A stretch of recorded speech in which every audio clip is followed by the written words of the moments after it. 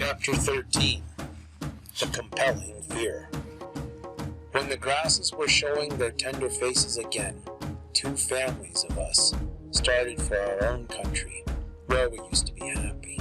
We had only 5 horses among us, because all the others had died in the cold and we traveled on foot. It was a very rainy time. After a while, we came to All Gone Tree Creek.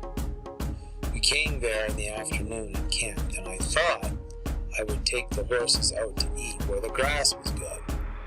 But when I had gone only a little way, all of a sudden the queer feeling came back again, and I heard the voice that said, "Be careful and watch. Something you shall see."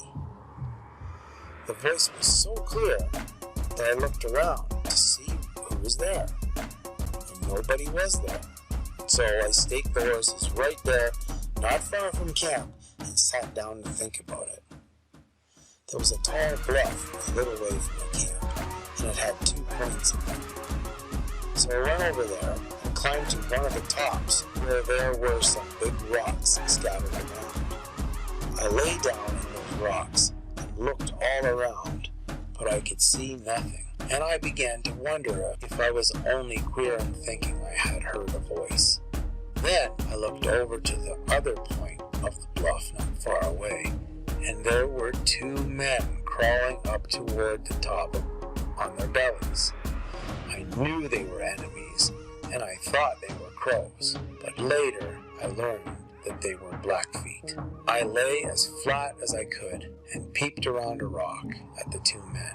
They were so near that I could have thrown a rock over there, and I thought if only I had my gun, I could kill them both. They stopped near the top, and one crawled a little further and peeped over at our teepees in the valley where the women were having a hard time to get the fire started with wet wood.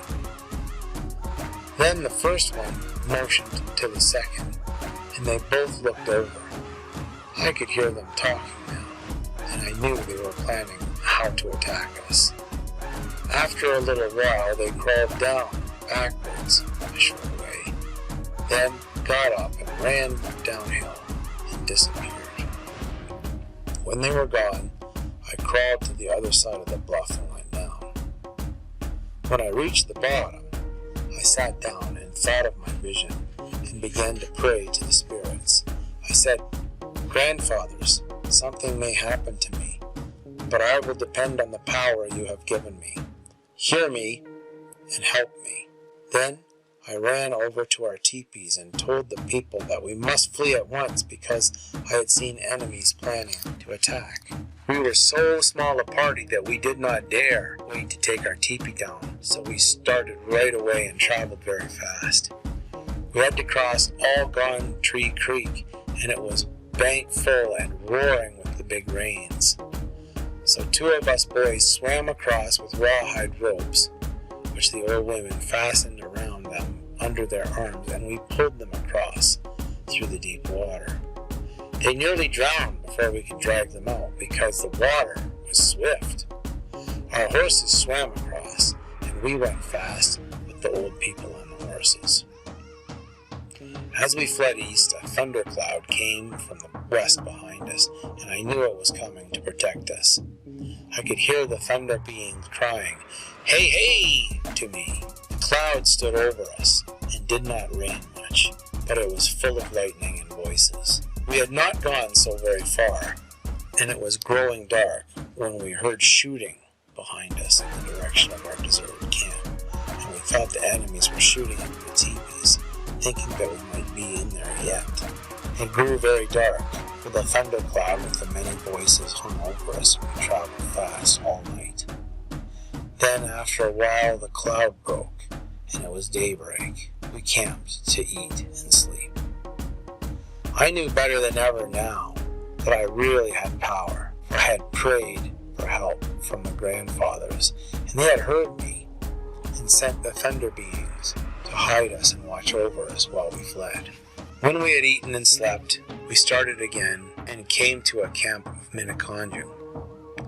After that, we traveled with our relatives to the mouth of the Poplar River and crossed over the Missouri on a fireboat that was there.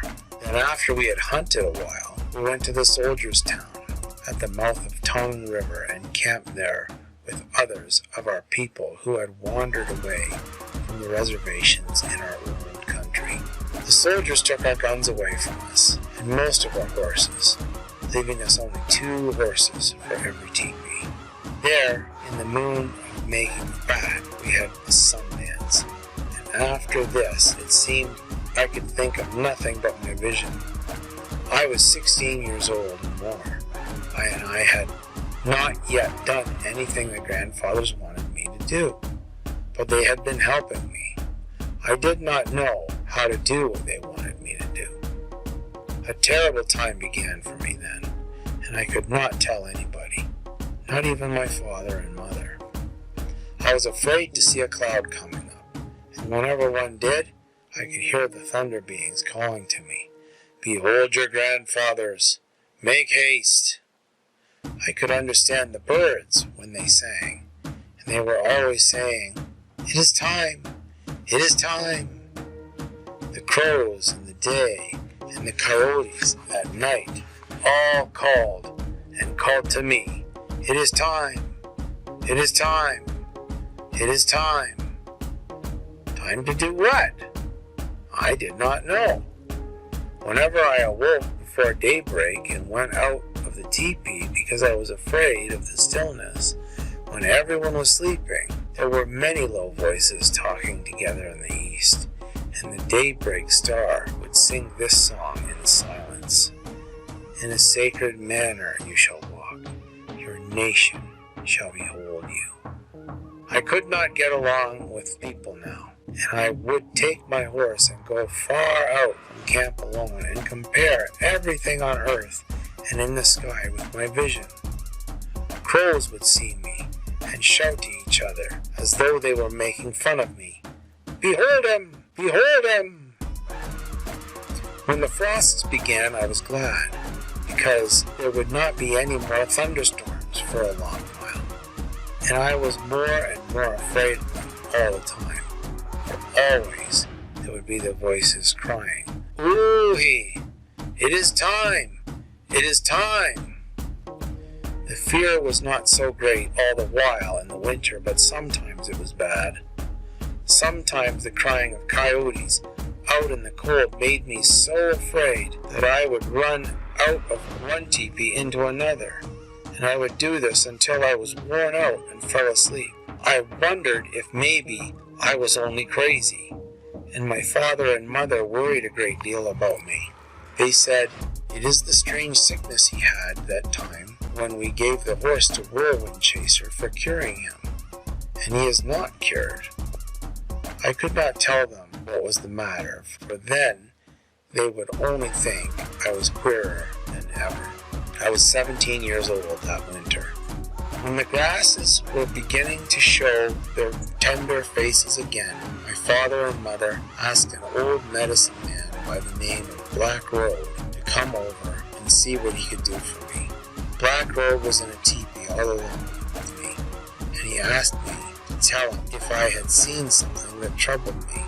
By now, I was so afraid of being afraid of everything that I told him about my vision. And when I was through, he looked at me long and said, "Ah," meaning that he was much surprised. Then he said to me, "Nephew, I know now what the trouble is. You must do what the bay horse in your vision wanted you to do. You must do your duty and perform this vision for your people on earth. You must have the horse dance first for the people to see. Then the fear will leave you. But if you do not do this, something very bad will happen to you." So we began to get ready for the horse dance.